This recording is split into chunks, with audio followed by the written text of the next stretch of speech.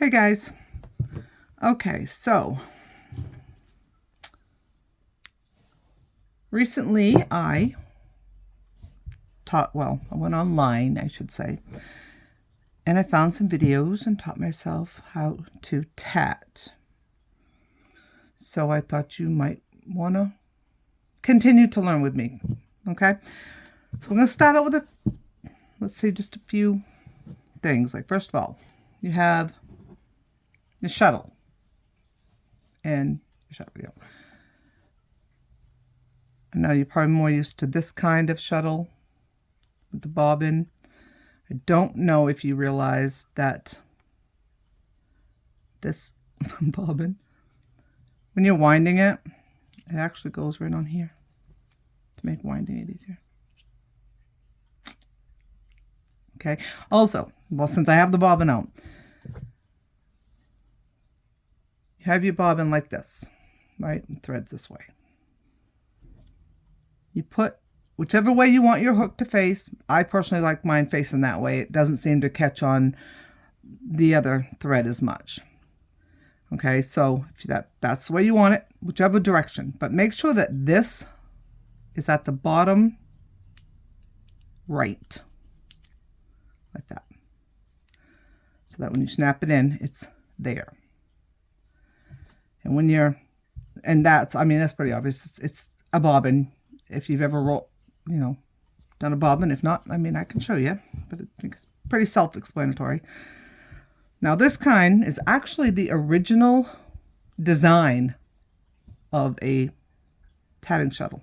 I always thought that was, because that's all Mom ever used. No, this was the original design. And they used to make them out of like bone and wood and stuff like that. And you can still get them handmade that way. Pretty expensive, but you can get them. I'm thinking about getting me one. Don't tell Bill. Anyway, also, when I'm using this, I like to do it this way with this curled up. See? So therefore, I put the thread in the hole this way. And if you go online, you'll see it done different ways. This is just the way I prefer it. And then I make, if I could get my fingers to work, make a knot like that around it.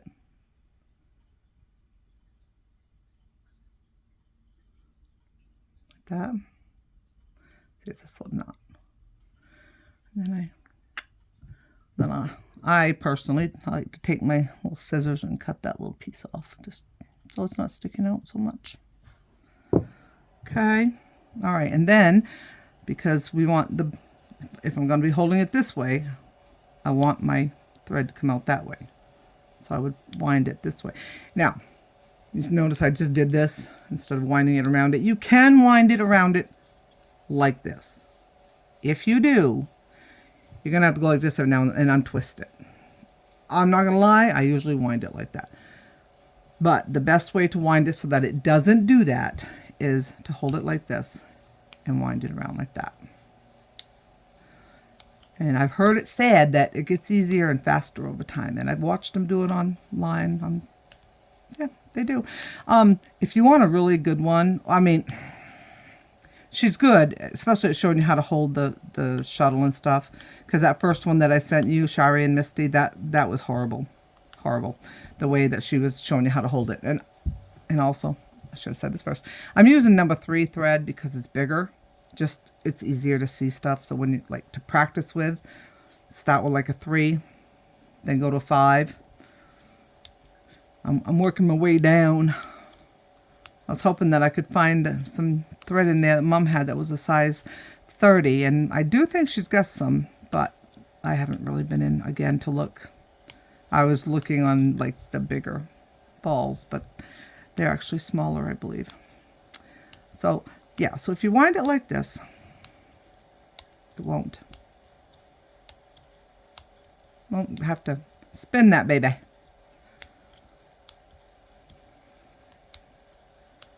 All right. But what I was starting to say was, if you want a good one to learn a lot of the I'm not going to say stitches, because technically in tatting, there's only one stitch. There's only one stitch, seriously. It's called the double stitch.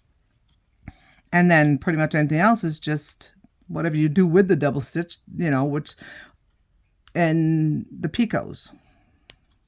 So, and as far as picots goes, I am not good at all about making them, you know, like when I go to judge.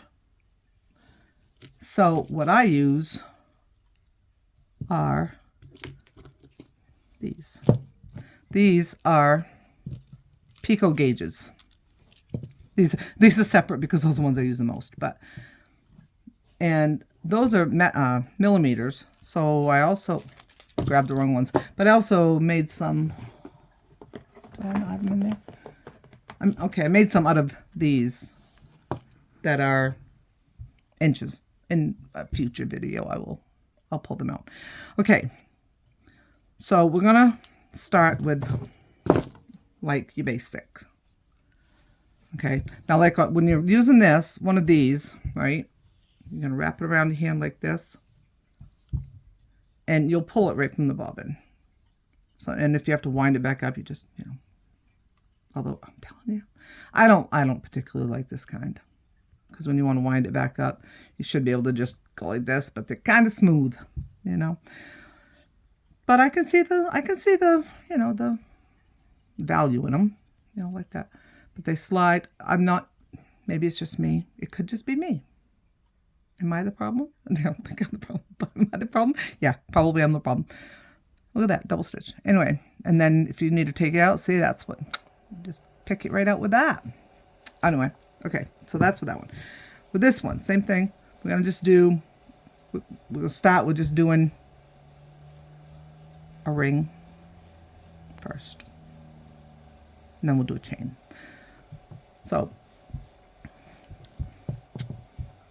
you know, take your thread, okay, and lay it across your hand like this. Pinch this between. Now, some people will say do it this way. Again, I understand what they're saying, but to me, it just naturally started coming, you know, it came a lot more naturally when I did it this way, which is the way they'll tell you to do it in most cases. So you hold those together, excuse me, and then, okay, see, I'm going to move that out of the way. Have some just blank space here. All right.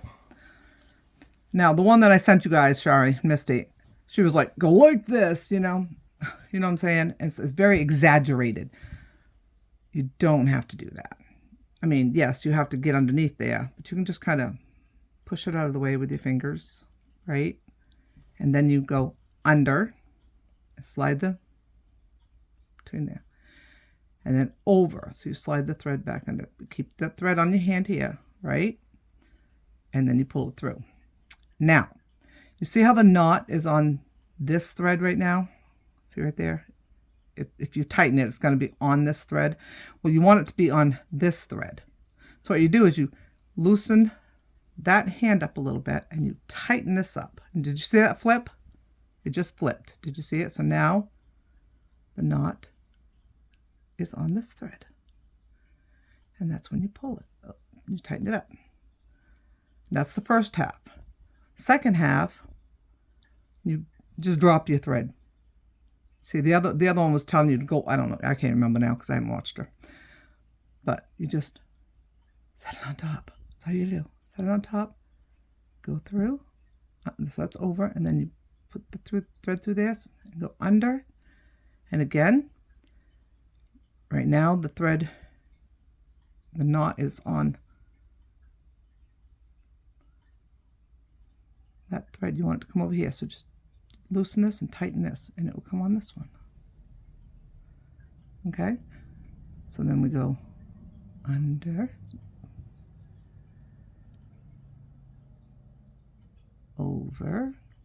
That's the first half. Loosen this up, tighten this up. Don't be like me and loosen it so much that it falls off your fingers. I mean, what can I say? And then second half is put this one right on top of it, slide it over, bring it under. It's on this thread. Got to bring it to this one. So loosen up a little bit, pull this one tight. Now it's on this one. And it'll slide right down. And you want to check, especially when you first are starting, check every couple stitches, make sure that this is sliding.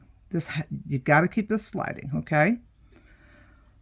So we're going to go under. I messed it up. Ignore that one. I forgot to do this. Under, over.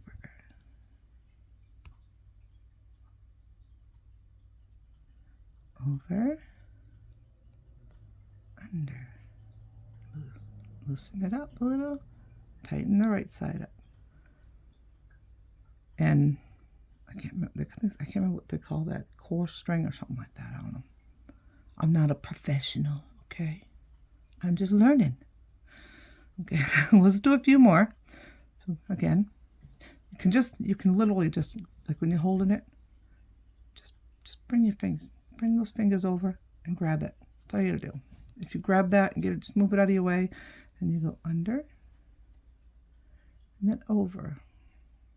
And slide it through, loosen this a little, tighten this, and it brings that knot right over. Right? And then let that thread drop.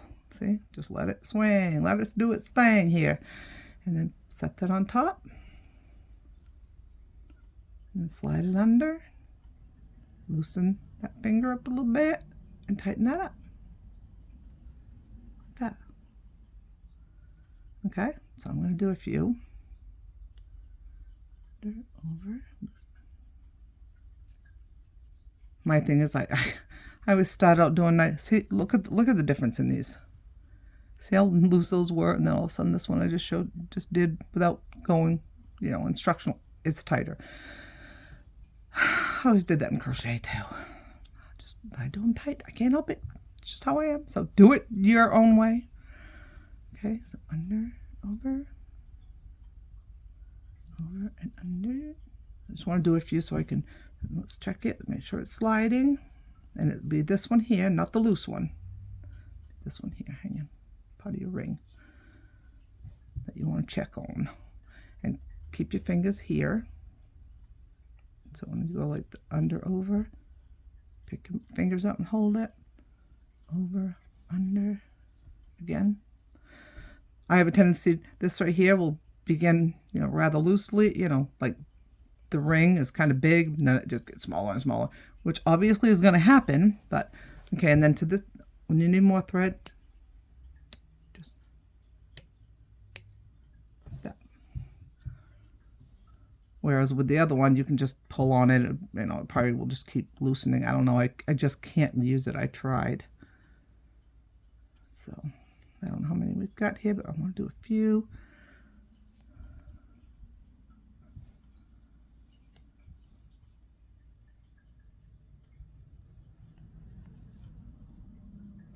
Okay, that's good. We get one. So now, this is how you count them. You see this little thing on the front, and it's got 2 legs. That's 1. So 1, 2, 3.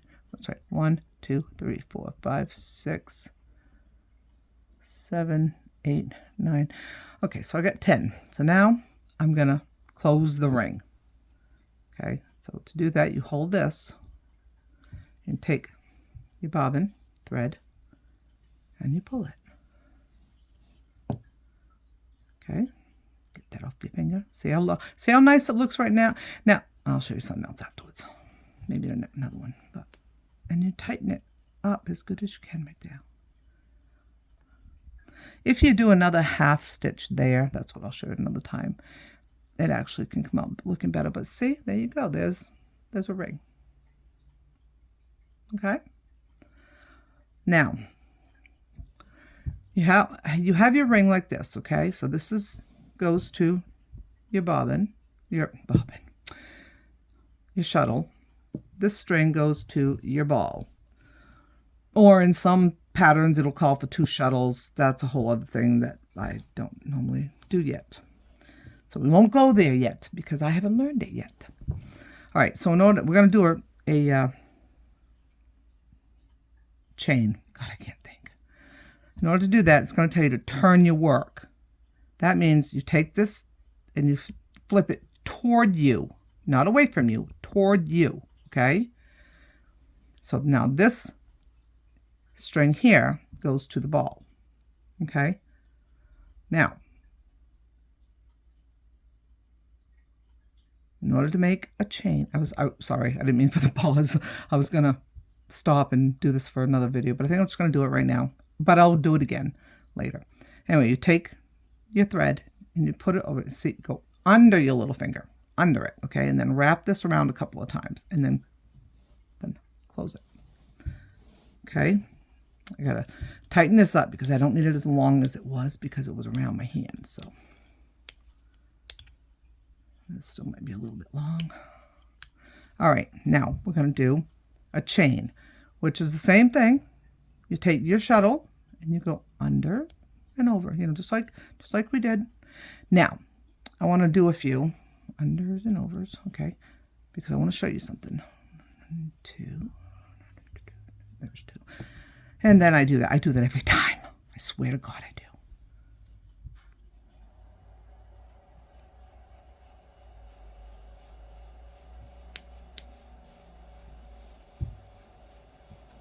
I have a wobbly table here, so sorry about that. I just got to get enough of these just so I can make my point, which I think I probably can right now, actually. Okay, let's say that's enough. I'm going to undo it from my finger. Now, I'm going to take my shuttle thread, right, and I'm just going to hold it tight and push them over. All right. Now, do you see what it's doing? See how it's curving? Okay. If you pick up your work, like this piece here that I'm doing, okay? Come on. Stop with my threads are all tangled around. Okay. So if I pick this up and, like, say I have a piece over here and like right here, okay? Now, sorry, cat. Your chains will normally be like this on the work, okay? So like they'll curve toward you when you're holding it, as when you're working on the chain, okay? When you're working on the chain will curve toward you. Because when you're first doing this, trust me, it's like, I can't remember which way to hold it, blah, blah, blah. Okay, so let's say we're done this chain, now we got to do another ring. You take it and you flip it up and away from you. And then you'd start your next ring here. Okay? Okay. So I'm going to stop that for today, and I will make you guys another one and get a little more in depth in like picots and stuff. All right? So this is kind of long, and I don't know how to edit yet. I'll get to it, I promise. Okay? All right. Hopefully this helps. Love you.